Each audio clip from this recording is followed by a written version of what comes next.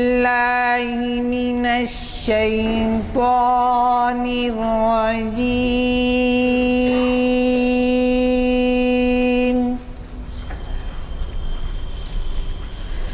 بسم الله الرحمن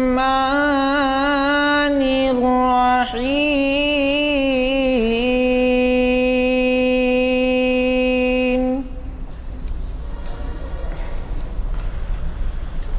ويل لكل همزة لمزة الذي جمع مالا وعدده يحسب أن ماله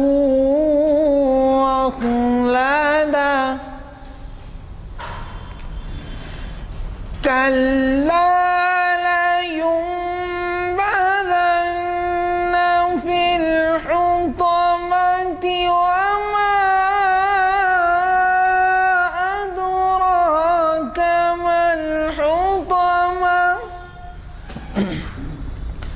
نار الله الموقدة التي تطلع على الأفئدة إنها عليهم مؤصدة في عمد ممددة. صدق اللہ العظیم. پاک نے اصحاب سے کہا، ایک دن رسول پاک نے اصحاب سے کہا، دے مال راہ حق میں جو ہوں تم میں مالدار، دے مال راہ حق میں جو ہوں تم میں مالدار. ارشاد سن کے فرط طرف سے عمر اٹھے، ارشاد سن کے فرط طرف سے عمر اٹھے. اس روز ان کے پاس تھے درہم کئی ہزار، اور دل میں یہ کہہ رہے تھے کہ صدیق سے ضرور بڑھ کر رکھے گا آج قدم میرا راہوار. لائے غرض کے مال رسول امی کے پاس، ایثار کی ہے دست نگر ابتدائے کار.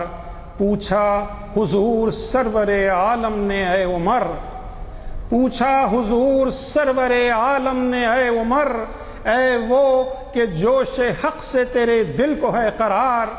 رکھا ہے کچھ عیال کی خاطر بھی تو نے کیا، مسلم ہے اپنے خویش و اقارب کا حق گزار.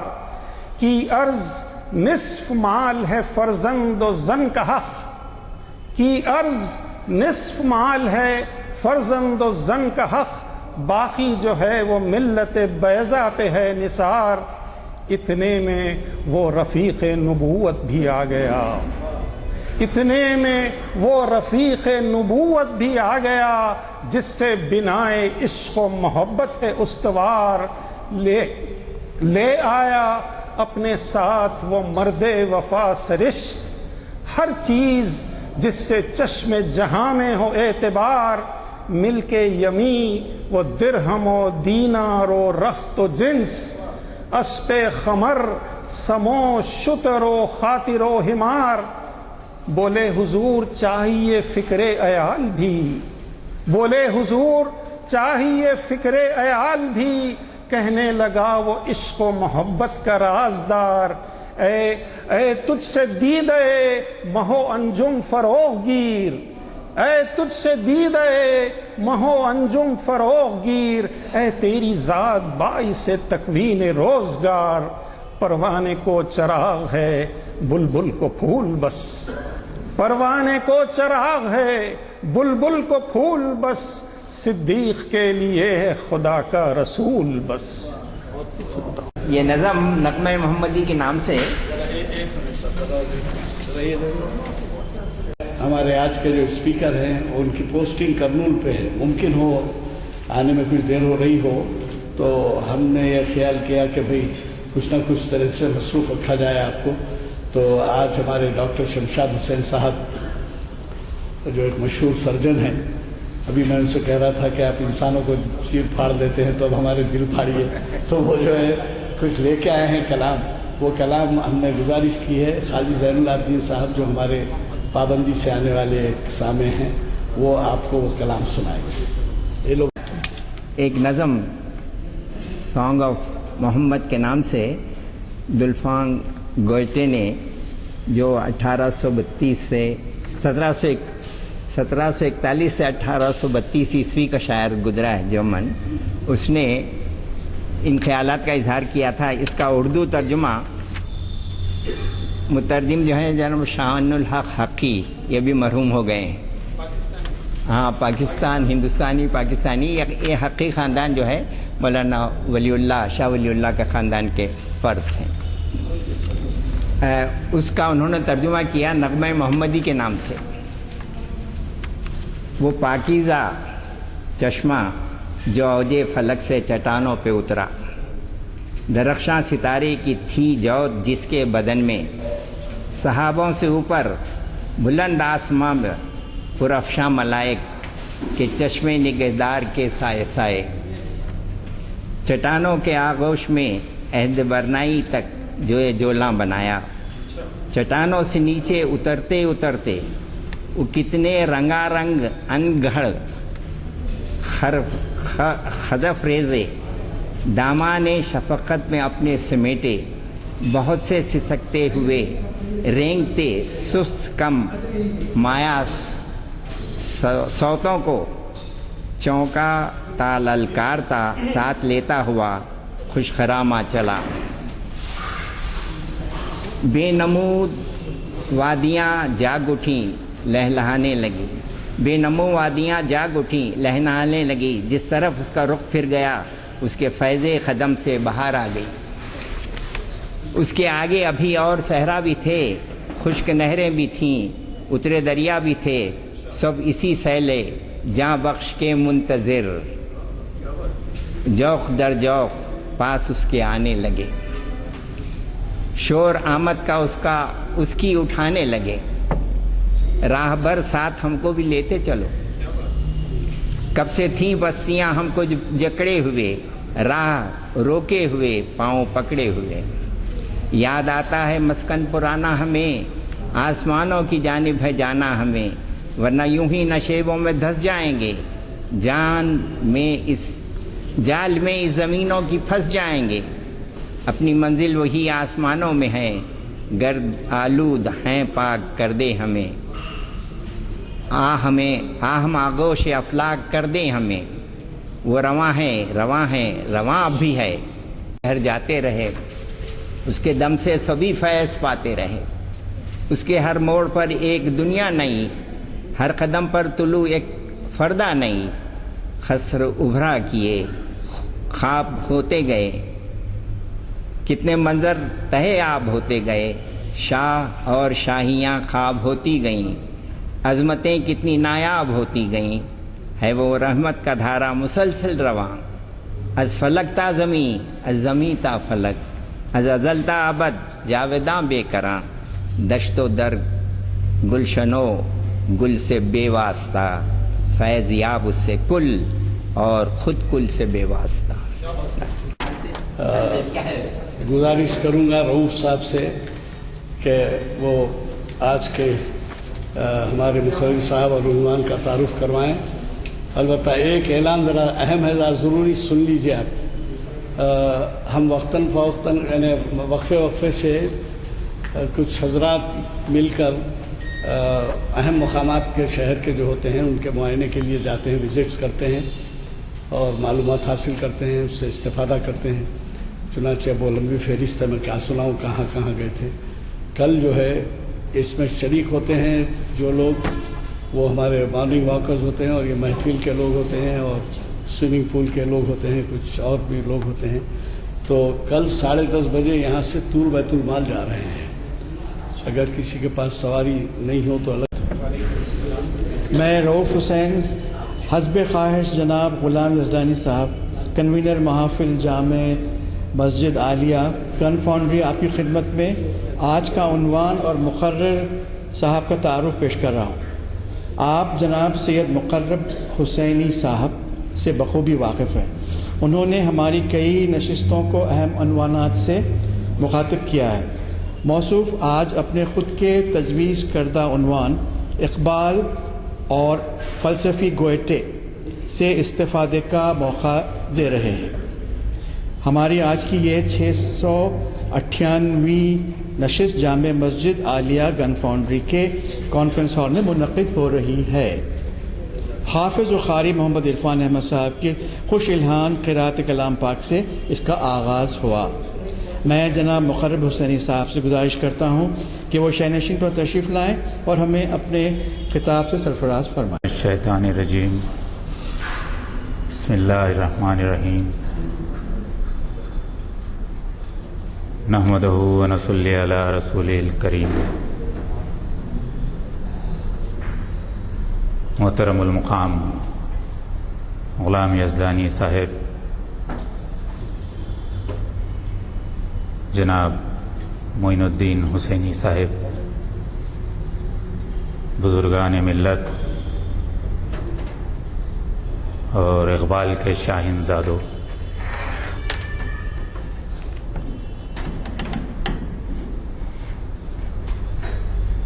پچھلی نشست میں جب میں آپ سے مخاطب تھا اس وقت بھی میں نے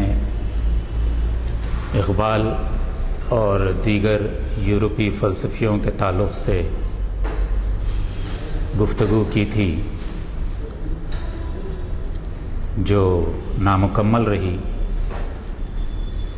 چونکہ اس میں گوئتے کا احاطہ نہیں کیا جا سکا تھا. اسی لیے میں نے سوچا کہ آج کے اس عنوان کو خالص اقبال اور گوئتے کے تعلق سے مرکوز رکھنا چاہیے. جیسا کہ آپ سب لوگ واقف ہیں کہ علامہ اقبال کو یورپ سے عموماً اور جرمنی سے خصوصاً انسیت رہی ہے.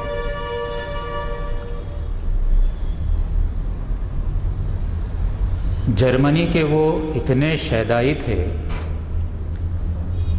کہ ان کے رفیق طریق سید نذیر نیازی فرماتے ہیں کہ میں نے جب بھی اقبال سے ملاقات کی یا پھر ان سے خط و کتابت کی تو کوئی ایسا موقع نہیں چھوٹا جس میں اقبال نے گوئتے کا ذکر نہ کیا.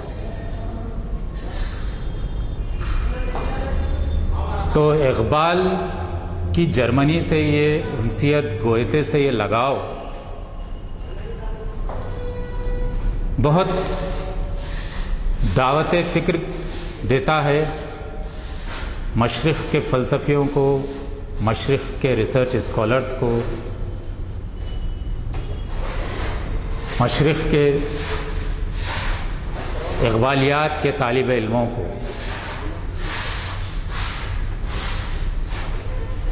جرمنی کا اقبال پر اس قدر اثر تھا کہ انہوں نے اپنے بچوں کی پرورش کے لیے بھی ایک جرمن گورننس کا تقرر کیا تھا، اور وہ خود جرمن زبان پر عبور رکھتے تھے. یہ اور بات ہے کہ انہوں نے جرمن زبان میں شاعری نہیں کی. جب وہ بغرض اعلیٰ تعلیم جرمن میں مقیم تھے، پہلے میونک پھر ہائیڈلبرگ میں، لندن سے جرمنی تشریف لے گئے. ہائیڈلبرگ میں وہ قدرتی مناظر سے اس قدر متاثر ہوئے کہ بانگے درا میں انہوں نے ایک نظم لکھی جس کا عنوان ہے دریائے نکر کے کنارے پر.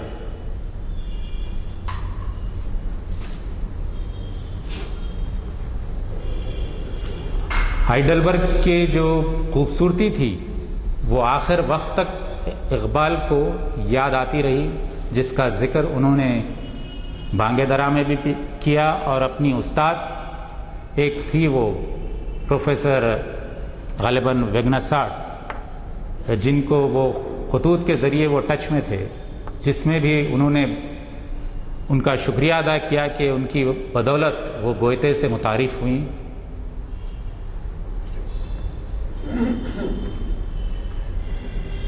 ہائیڈلبرگ کی خوبصورتی کے تعلق سے بانگ درا میں لکھتے ہیں، خاموش ہے چاندنی قمر کی، خاموش ہے چاندنی قمر کی، شاخیں ہیں خاموش ہر شجر کی، وادی کے نوا فروش خاموش، وادی کے نوا فروش خاموش، کوہسار کے سبزہ پوش خاموش،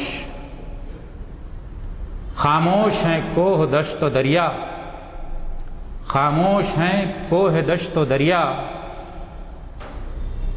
قدرت ہے مراقبے میں گویا، قدرت ہے مراقبے میں گویا، اے دل تو بھی خاموش ہو جا، اے دل تو بھی خاموش ہو جا، غموں کو سمیٹ کر سو جا۔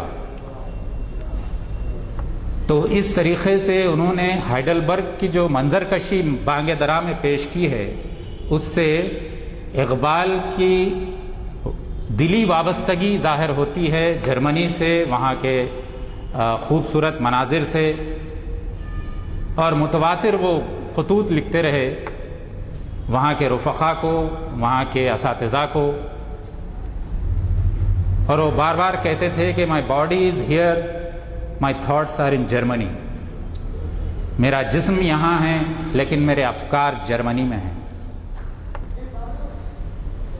تو اسی طریقے سے جب جرمن فلسفیوں کا، جرمن افکار کا اقبال پر اتنا اثر ہوا، اور وہ خود کہتے ہیں، انہوں نے لکھا ہے کہ میں 5-6 اشخاص سے بہت بینیفٹ اٹھایا ہوں، ان سے فائدہ اٹھایا ہوں۔ I have been benefited from these people۔ انہوں نے لکھا کہ پہلے گوئتے اور ہیگل، دوسرے غالب اور بیدل، پھر انہوں نے لکھا ورڈسورتھ اور رومی۔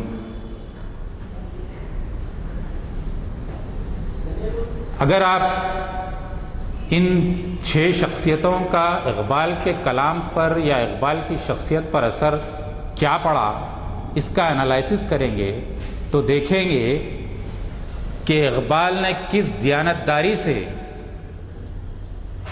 ان کی شخصیات کا اثر قبول کرنے کا اعتراف کیا ہے۔ یہ فنکارانہ دیانتداری کہا جاتا ہے۔ انہوں نے انکار نہیں کیا، انہوں نے تجاہل عارفانہ سے کام نہیں لیا، بلکہ بالکل دیانتداری سے کہا کہ ہاں میں نے ان اشخاص سے کچھ نہ کچھ سیکھا ہے، ان سے ضرور فائدہ اٹھایا ہے۔ ہیگل اور گوئتے کے بارے میں کہتے ہیں کہ ان 2 اشخاص کی وجہ سے میں رموز کائنات کو سمجھنے میں کامیاب ہو سکا، کائنات کی اندرونی کیفیات کو سمجھنے میں ہیگل اور گوئتے نے میری مدد کی۔ غالب اور بیدل کے بارے میں کہتے ہیں کہ ان 2 اشخاص کی وجہ سے میں مغربی علوم کے غلبے کے باوجود مشرقیت سے منسلک رہا۔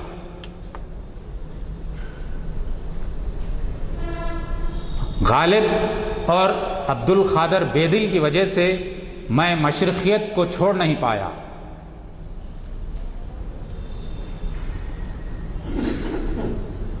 ایک مرتبہ غالب کے مزار پر حاضری دیتے وقت اقبال کہتے ہیں، اے تو جو اجڑی ہوئی دلی میں آرام دہ ہے، اے تو جو اجڑی ہوئی دلی میں آرام دہ ہے، گلشن ویمار میں تیرا ہم نوا خواب دیدہ ہے۔ اس ایک شعر سے اقبال اس وقت کے سیاسی سماجی حالات کی منظر کشی کرتے ہوئے غالب کا تقابل گوئتے سے کرتے ہیں۔ اے تو جو اجڑی ہوئی دلی، اجڑی ہوئی دلی سے مراد اس وقت کی مشرقی تہذیب کا زوال تھا،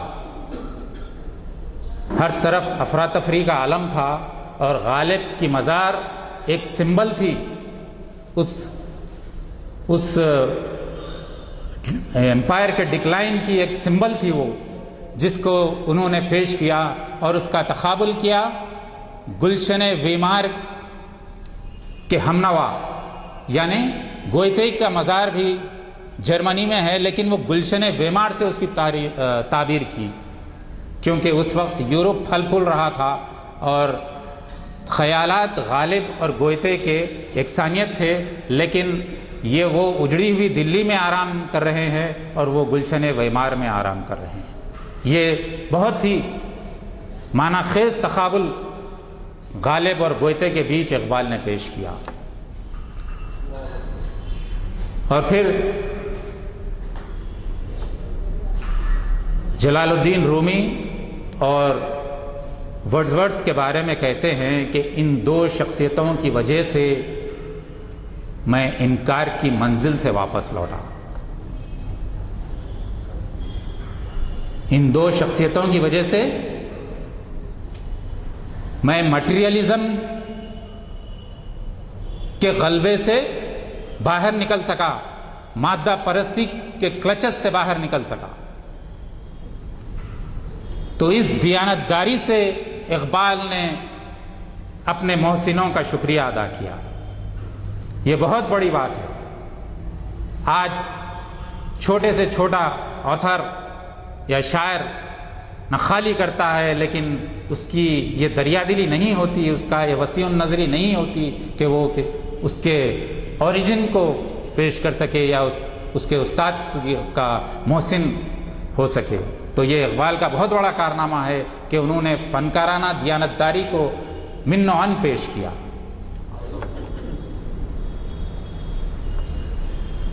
اقبال جب جرمنی میں جرمن فلسفیوں کا لٹریچر پڑھ رہے تھے، اس وقت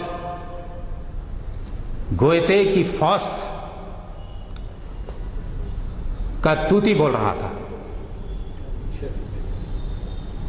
فاسٹ ایک ٹریجک پلے ہے جو گوئتے نے لکھا دو حصوں میں۔ یہ عموماً دیکھنے میں آتا ہے کہ جو بہت ہی جینیس یا دانشمند ہوتا ہے، دور اندیش ہوتا ہے، وہ اپنے کام میں مسلسل تغیر لاتا ہے۔ جمود یا ساکت پن اس کے تخلیقوں میں نظر نہیں آتا۔ چنانچہ ہم یہی دیکھتے ہیں کہ فاسٹ کا پہلا حصہ تخلیق ہونے کے تقریباً 20-25 سال کے بعد دوسرا حصہ منظر عام پر آتا ہے۔ اس بیچ میں گوئتے نے دیوان لکھا، دیوان ویسٹ آسٹلیشر، جس میں وہ خود اپنے ہینڈ رائٹنگ میں اپنے قلم سے عربک میں لکھتا ہے الدیوان شرقی للمؤلف الغربی، یعنی ایک مغربی مصنف کے ہاتھوں لکھا گیا مشرقی دیوان، این ایسٹرن دیوان بائی اے ویسٹرن آتھر۔ جب فاسٹ مکمل ہوا، اس کی سحر البیانی سے، اس کی زبان کی شیرینی سے ایک کمپلیکس ایشو کو اتنی آسانی سے بیان کرنے پر سارے ادبی حلقوں میں حیرت اور انقلاب برپا ہوا.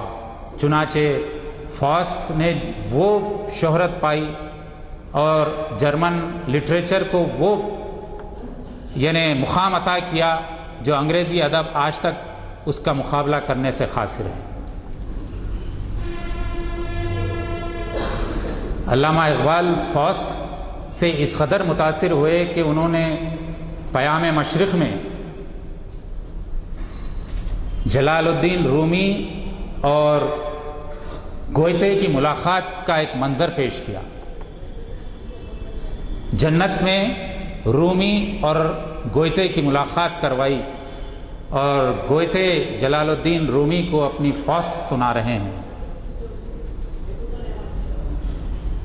یہ ایک ایسا تخیل تھا، ایک ایسی تخلیق تھی جس سے اقبال یہ ثابت کر رہے تھے کہ فاسٹ نہ صرف تخلیقی پیمانے پر ایک ہائر پلین پر ہے بلکہ وہ دو شخصیات ان کی پسندیدہ شخصیتیں ہیں، رومی اور گوئتے.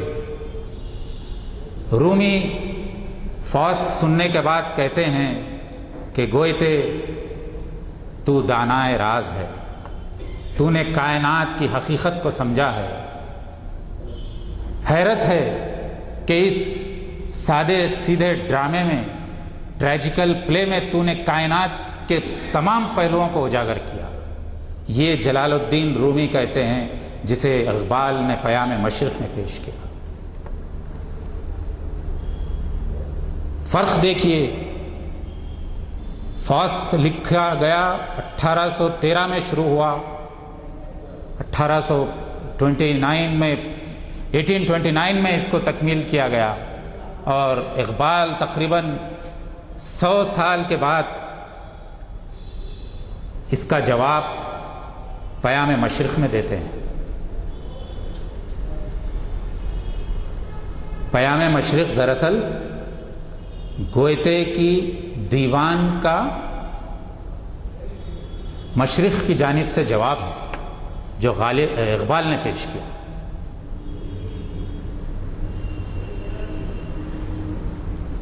گوئتے کا دیوان دراصل حافظ کے دیوان سے انسپائرڈ ہے.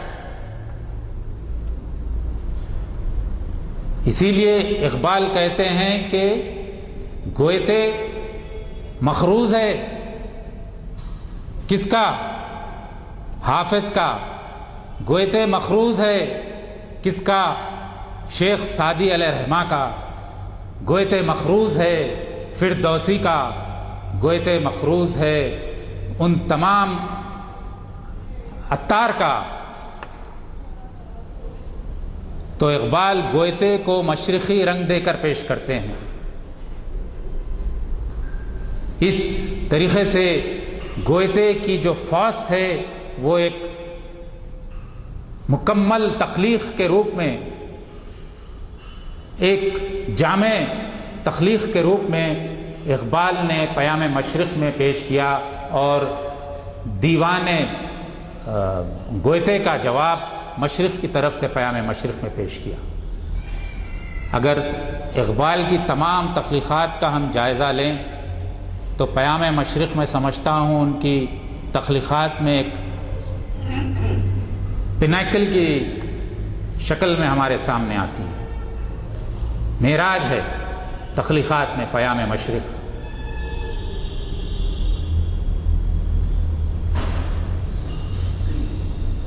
رومی اور گوئتے میں جب سملیرٹیز پائی جاتی ہیں تو ڈفرینسز بھی پائے جاتے ہیں جس کا اقبال نے احاطہ کیا.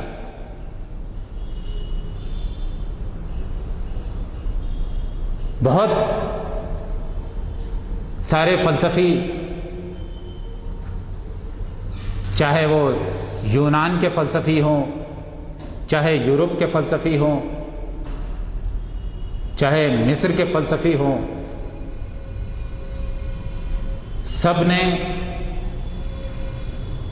بدی کو لے کر بہت لکھا اور بدی کو اپنے طور پر پیش کرنے کی کوشش کی کہ برائی کیا ہے، واٹ از ایول، ایول تخلیق کیسے پائی۔ ان سب کو یہ بات حیران کن ثابت ہوئی کہ کس طریقے سے ایک آل گڈ گاڈ برائی کی تخلیق کر سکتا ہے، ایک مکمل اوصاف حمیدہ رکھنے والا خدا کس طریقے سے برائی کو تخلیق دیتا ہے۔ یقیناً برائی بھی بغیر خدا کی مرضی کے تخلیق نہیں پائی۔ تو تمام فلسفی اس نقطے پر مختلف آراء پیش کرتے ہیں۔ چنانچہ رومی کہتے ہیں کہ خدا کے منصوبوں کو کائنات میں روب عمل لانے کے لیے بدی کا وجود ضروری تھا۔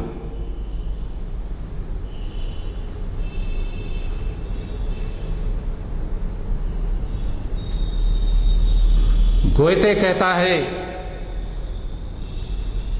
کہ evil is reverse of good,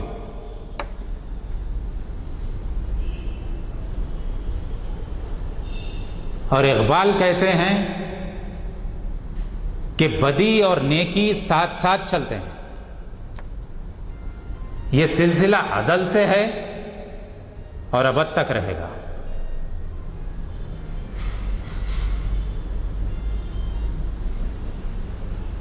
جلال الدین رومی نے اپنی ایک طویل نظم لکھی ہے جس کا عنوان ہے معاویہ اور ابلیس۔ اس میں رومی یہ بتانے کی کوشش کرتے ہیں کہ کس طریقے سے ابلیس انسان کو اپنا حریف تصور کرتا ہے۔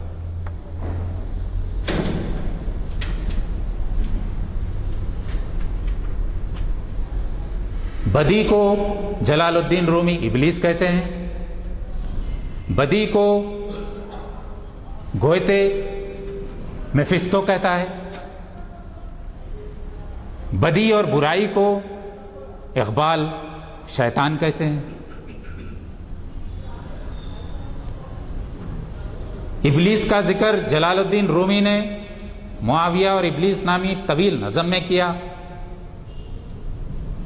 میفستو کا ذکر گوئتے نے فاست میں کیا۔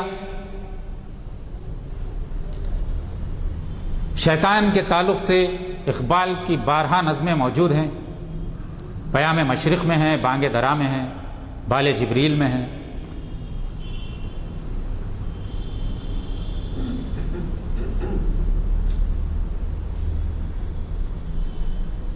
ابلیس کہتا ہے کہ میں برائی کا تخلیق کار نہیں ہوں، میرا انسان سے اس حد تک رقابت ہے، دشمنی ہے کہ میں بھی خدا کی محبت میں گرفتار ہوں اور انسان بھی خدا کی محبت میں گرفتار ہے۔ تو یہ محبت کی جنگ ہے، کون خدا سے زیادہ محبت کرتا ہے۔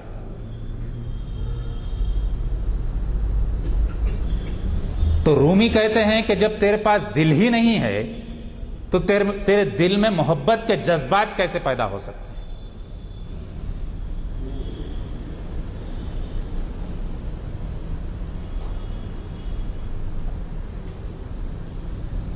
تو ابلیس کہتا ہے خدا نے مجھ سے کہا تھا کہ صرف میرے آگے سر جھکانا، صرف میں قابل سجدہ ہوں، میں متواتر خدا کے سامنے سجدہ کرتا رہا، اور جب خدا نے انسان کے آگے سجدہ کرنے کو کہا تو میں نے انکار کیا۔ بتاؤ اس میں میری خطا کیا ہے۔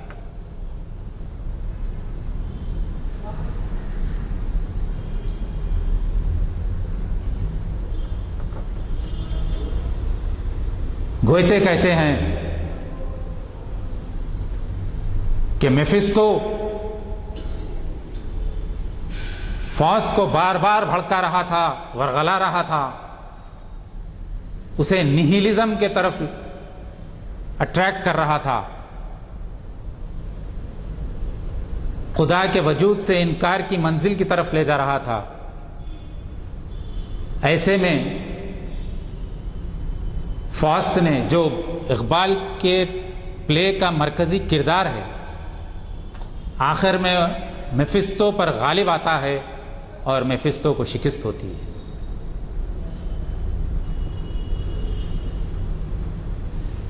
اقبال کا بدی کا تصور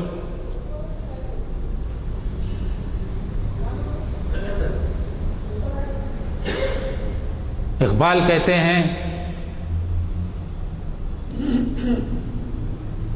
کہ شیطان 5 کوالٹیز کا حامل ہے جو انسان سے متواتر کانفلکٹ زون میں موجود ہے، اور اقبال اس حقیقت کو بھی مانتے ہیں کہ بغیر بدی اور شیطان کے صرف خدا کی کائنات میں کوئی مزہ نہیں ہے۔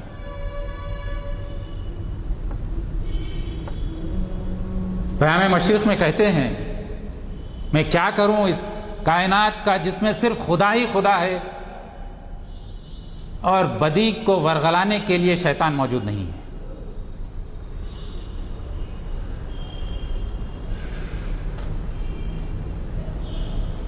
تو سب سے پہلی کوالٹی جو شیطان کی اقبال بیان کرتے ہیں وہ سب سے زیادہ کننگ ہے،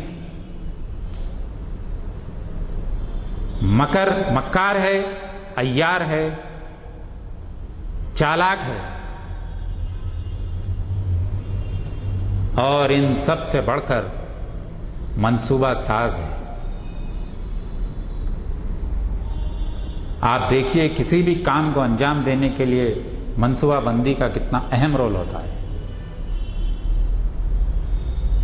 تو بعض وقت شیطان کچھ اچھائی کے لیے بھی ترغیب دیتا ہے، ایسا رومی کہتے ہیں، تاکہ خدا کے نزدیک انسان کی چاہت میں کمی ہو۔ معاویہ کو ابلیس فجر کی نماز کے لیے اٹھاتا ہے، اس مثنوی میں رومی کہتے ہیں کہ ابلیس مجھے نماز فجر کے لیے اٹھاتا ہے، اس میں کیا منشا ہے؟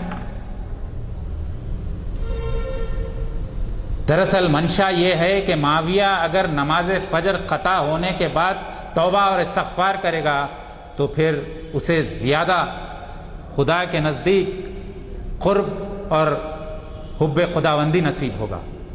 اتنا چالاک اور منصوبہ ساز ہوتا ہے شیطان اور ابلیس۔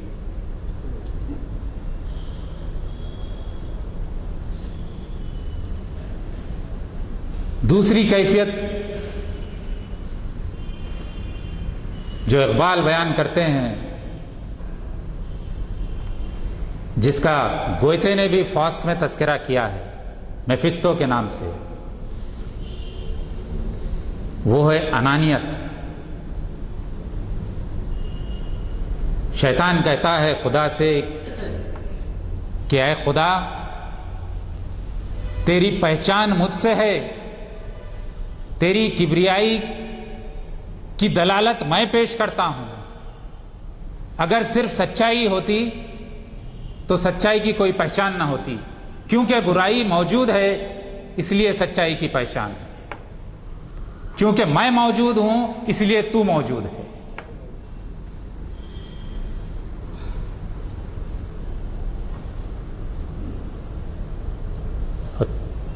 تیسری جو اقبال بیان کرتے ہیں وہ ہے شیطان اور انسان کے بیچ کشمکش۔ کس چیز کی کشمکش؟ خدا سے کون زیادہ محبت کرتا ہے۔ جاوید نامے میں ایک منظر پیش کرتے ہیں اقبال منصور حلاج کا حوالہ دیتے ہوئے کہ کس طریقے سے منصور حلاج شیطان کا انٹروڈکشن دیتے ہیں اقبال کو کہ یہ تمہارا رقیب ہے جہاں تک حب خدا کا تعلق ہے. بار بار کہتا ہے شیطان میں بھی خدا کی تخلیق ہوں, میں بھی خدا کا ماننے والا ہوں, میں نے بدی کو جنم نہیں دیا, میں خالق نہیں ہوں, خالق صرف خدا ہے, میں صرف آئینہ دکھاتا ہوں.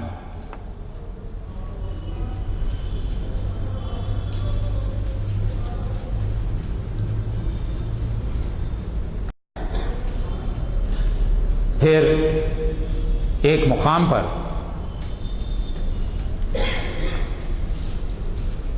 ابلیس یا شیطان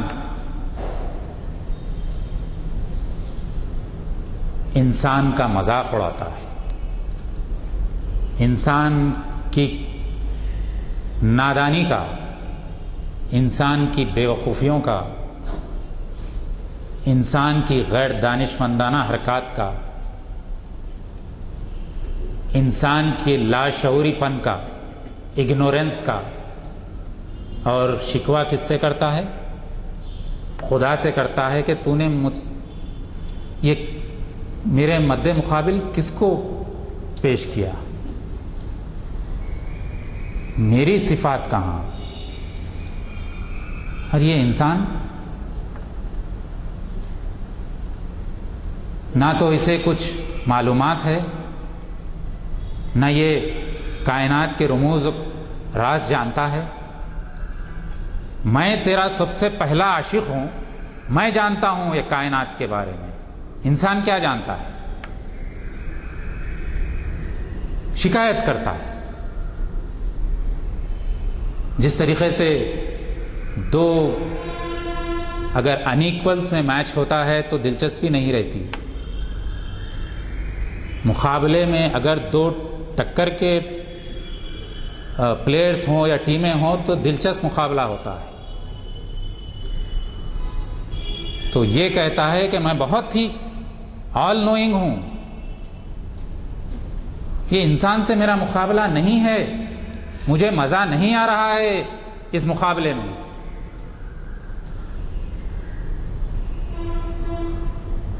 تو یہ اس کا ایروگنس ہے.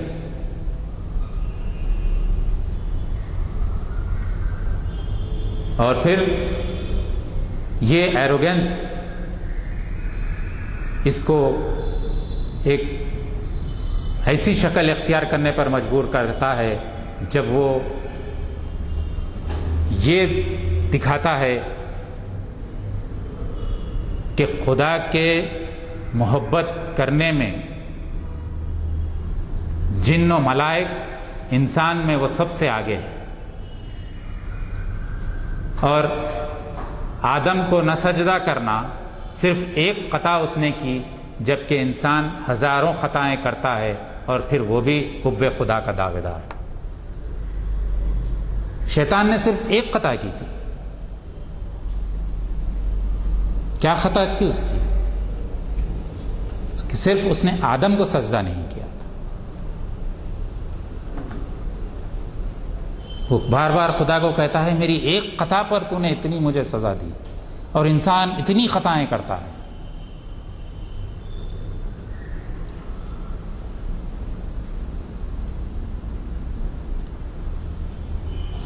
دور جدید کے دو سلگتے ہوئے مسائل کو اقبال نے اس میں پیش کیا. ارمغان حجاز نے اس میں بھی کہا کہ ابلیس یا شیطان آج کے اس دور میں کیپٹلزم کے صورت میں موجود ہے.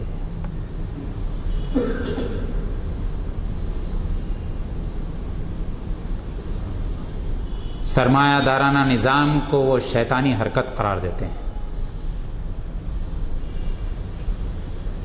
اور ایک طریقے سے شیطان کو بہت ہی مطمئن اور کمپلیسنٹ موڈ میں پیش کرتے ہیں. اس کا مطلب یہ ہوتا ہے کہ شیطان بالکل مطمئن ہے.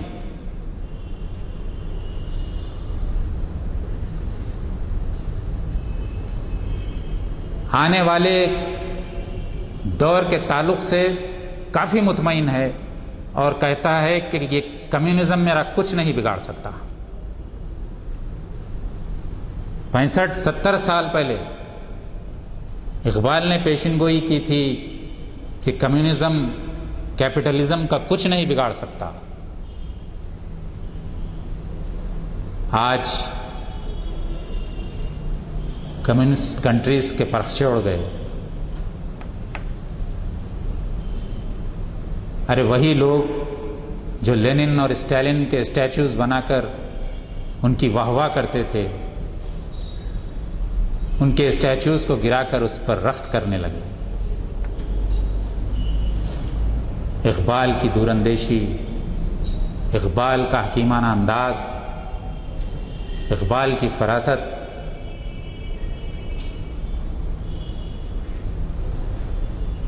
کتنی عمیق باتیں کہی ہیں اقبال نے. حیرت ہوتی ہے کہ اس پرآشوب دور میں اقبال نے اس مختصر سے وقفے میں زندگی کے ہر پہلو کو ٹچ کیا. گوئتے کو انہوں نے انٹینشنلی اپنا مینٹر مانا، کیونکہ اس میں ان کی مصلحت تھی، دانش مندی تھی، فراست تھی. اور ایک اسرائیلی فلسفی نے تو یہاں تک کہا کہ چالاکی تھی. کیا چالاکی تھی؟ گوئتے کے دیوان کا ماخذ کون؟ حافظ کا دیوان. تو الٹیمیٹلی اقبال گوئتے کے تھرو کہاں جا رہے ہیں؟ حافظ کے پاس جا رہے ہیں. تو یہ کہتا ہے کہ اقبال کی اس میں چالاکی تھی کہ وہ خاری کو ڈائریکٹ حافظ کے پاس لے جانے کے بجائے ویا گوئتے لے جا رہے ہیں.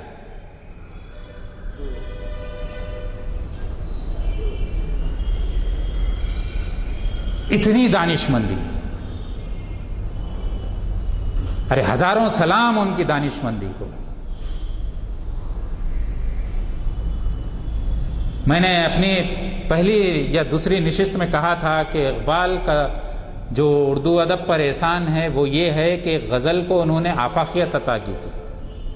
یہ ٹریڈیشنل جو اسٹیبلشڈ نارمز تھے، جو روایات تھیں، اس سے اس کو آزاد کروایا اور اس میں کائنات کے تمام مسائل کو پیش کیا تھا. یہ اقبال کا بہت بڑا احسان تھا اردو ادب کے اوپر.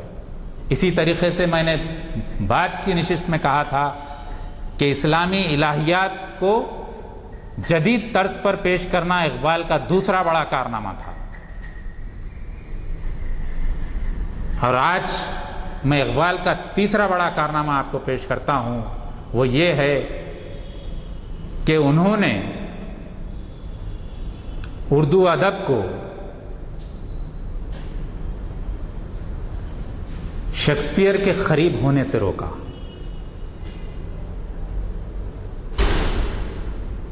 اندازہ لگائیے، جب فارسی اور اردو کی جگہ ہر شعبے حیات میں انگریزی داخل ہو رہی تھی، تمام کورٹ کے پروسیڈنگز، تمام عدالت کی کارروائی انگریزی میں ہو رہی تھی. اس سے قبل فارسی میں ہوتی تھی.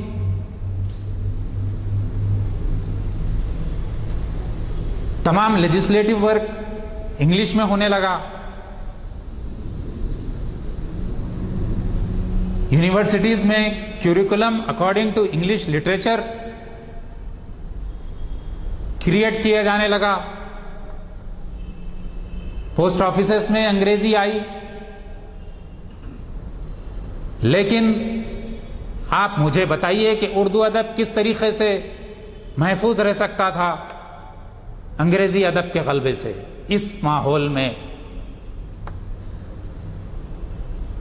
یہ اقبال کا بہت بڑا کارنامہ ہے کہ انہوں نے اردو ادب کو، اردو زبان کو شیکسپیئر اور ملٹن کے قریب جانے نہیں دیا، بلکہ گوئتے کے اطراف ریوالو کرتے رہے، تاکہ گوئتے کے ذریعے انڈائریکٹلی وہ دوبارہ مشرقیت کی طرف اردو کے قاری کو لے جانا چاہتے تھے۔ یہ بہت بڑا کارنامہ ہے اقبال کا۔ گوئتے کو قریب کرنے میں ان کی کوئی پرسنل چوائس نہیں تھی، یہ ان کا جذبہ مشرقیت تھا۔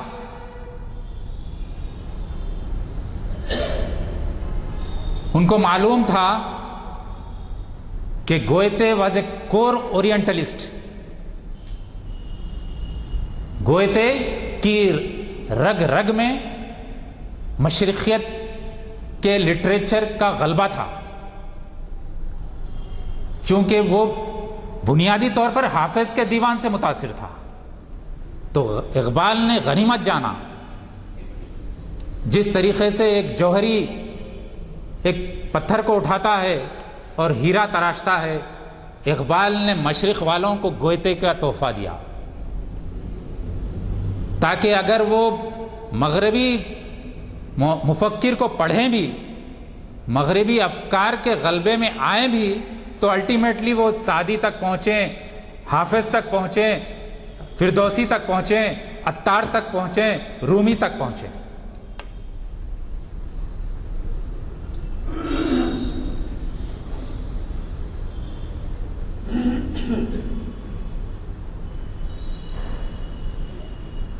اقبال کا یہ کنٹریبیوشن، ان کو شاعر مشرق کہتے ہیں، لیکن شاعر مشرق کیوں کہتے ہیں؟ یہ ہے اس کے پیچھے محرکات۔ یہ ایک وجہ ہے ان کو شاعر مشرق کہنے کے لیے کافی، کہ انہوں نے اردو لٹریچر کو گوئتے کا گرویدہ بنایا۔ ہم شیکسپیئر کو بھی عزت کی نگاہ سے دیکھتے ہیں، ملٹن کو بھی عزت دیتے ہیں، لیکن گوئتے کا گرویدہ بنایا اردو کے قاری کو۔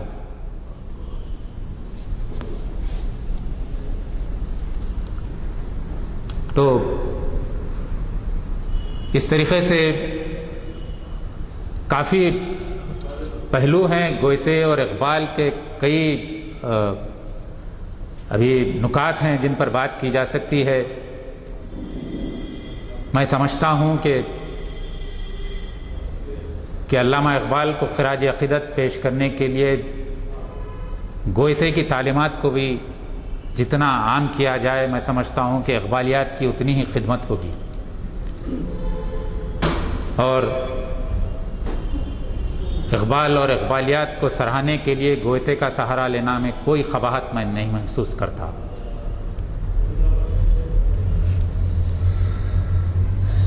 جیسے ایک مشہور فلسفی نے کہا تھا کہ اقبال کو صرف شاعر مت سمجھو، یہ دانائے راز ہیں، حکیم الامت ہیں، ان سے بہتر فلسفی مفکر ملت اسلامیہ نے نہ پیش کیا ہے، نہ قریب ایسی کوئی امید نظر آتی ہے۔ اور اقبال خود اپنے بارے میں کہتے ہیں، مجھ نوائے پریشاں کو شاعر نہ سمجھ، میری نوائے پریشاں کو شاعری نہ سمجھ، میری نوائے پریشاں کو شاعری نہ سمجھ، میں محرم راز درون خانہ ہوں۔ اگر اقبال اور اقبالیات پر ایک مغربی انداز میں ایک کرٹیکل اسٹیمیٹ پیش کیا جائے تو میں سمجھتا ہوں کہ اقبال کے تعلق سے صحیح انصاف ہوگا اور اقبال کی محفلوں کا مقصد پورا ہوگا۔ شراب کہن پھر پلا ساخیا، وہی جام گردش میں لا ساخیا، مجھے عشق کے پر لگا کر اڑا، میری خاک جگنو بنا کر اڑا، تیرے آسمانوں کے تاروں کی خیر، زمینوں کے شب زندہ داروں کی خیر، جوانوں کو سوزے جگر بخش دے، میرا عشق میری نظر بخش دے، قرت کو غلامی سے آزاد کر، جوانوں کو پیروں کا استاد کر، تڑپنے پھڑکنے کی توفیق دے، دل مرتضیٰ سوز صدیق دے، واخر الدعوانا الحمدللہ رب العالمین۔ ان کے سامنے میں کیا ان کے مطالعہ اتنا ہے۔ شیطان کے بارے میں جو کہا انہوں نے، تو ایک جگہ کلام اقبال ہے، اس میں یہ چیز موجود ہے۔ شیطان کہہ رہا ہے، ابھی آپ نے کہا کہ شیطان کی محبت اللہ تعالیٰ سے، شیطان کہہ رہا ہے میں کھٹکتا ہوں دل یزداں میں کانٹے کی طرح، یعنی کیا ہے اس کا مقام کہاں ہے؟ دل یزداں میں ہے۔ میں کھٹکتا ہوں دل یزداں میں کانٹے کی طرح، تو فقط اللہ اللہ اللہ، یہ اس مفہوم سے متعلق ہے۔ اور ایک میں سمجھتا ہوں گوئٹے سے متعلق یہ ہو، اگر ہوتا ہو مجذوب سے ایک جرمن فلاسفر اور ایک تھا نیٹشے، اس کے تعلق سے کہتے ہیں، اب اندازہ لگائیے ان کے گہرے مطالعے کا، اگر ہوتا وہ مجذوب فرنگی اس زمانے میں، نیٹشے کو مجذوب کہہ رہے ہیں، اگر ہوتا وہ مجذوب فرنگی اس زمانے میں تو اقبال اس کو سمجھاتا مقام کبریا کیا ہے۔ تو یہ جو ہے ان کا معیار اور یہ مقام ہے۔ مجھے یقین ہے کہ آج کے خطاب سے آپ نے بہت کچھ استفادہ کیا، جس کا معیار گو کہ بہت بلند تھا، لیکن ظاہر ہے کہ مقرر صاحبین جو ہیں یہ سمجھتے ہیں کہ یہاں کچھ آنے والے کچھ انٹلیکچوئلز ہی ہوتے ہیں اور عام فہم زبان میں بولنا ان کے لیے مشکل ہوتا ہے، لیکن جو بھی ہم نے ان سے سنا ہے اس سے یقینی استفادہ ہم نے کیا ہے، اور ان کے جذبات سے آپ کو اندازہ ہوا ہوگا کہ وہ آئندہ بھی اسی قسم کے موضوعات پر اقبال سے ہمیں استفادہ کا موقع دیں گے۔ مجھے یقین ہے کہ آپ حضرات اس سے استفادہ کریں گے۔ دوسری اہم بات یہ ہے کہ ہماری 700ویں نشست 6 فروری کو ہے۔ کوشش اس بات کی جا رہی ہے کہ 6 فروری کو 700ویں نشست بڑے پیمانے پر منائی جائے۔ حالات کا اعتبار کرتے ہوئے پہلے تو ہم سالار جنگ میوزیم کے ہال میں رکھنا چاہتے تھے، لیکن بات کو ایک طے ہوا ہے، بعض حضرات نے مشورہ دیا کہ اردو ہال میں رکھیں۔ 6 فروری کو چہارشنبہ ہے، 700ویں نشست ہے۔ اگر فائنل ہو جائے تو آپ کو اگلی نشست میں 699ویں نشست آپ کو بتا دیا جائے گا، اور یہ 698 ہے، 700ویں نشست ہوگی۔ اب آپ 700ویں نشست کے معنی سالوں میں گننا چاہتے ہیں تو 45 نشستیں ایک سال ہوتی ہیں۔ اب اس لحاظ سے دیکھ لیجیے 16-17 سال سے یہ محافل چل رہے ہیں۔ یہ سب آپ حضرات کے تعاون کا نتیجہ ہے، اور اس میں ایسی ایسی بزرگ شخصیتوں نے حصہ لیا ہے کہ ان کے نام میں کیا گناؤں، آپ خود واقف ہیں کہ انہوں نے کتنی ہماری محافل کی ہمت افزائی کی اور آج ہم کو یہ 700ویں نشست تک تو پہنچایا ہے۔ بہرحال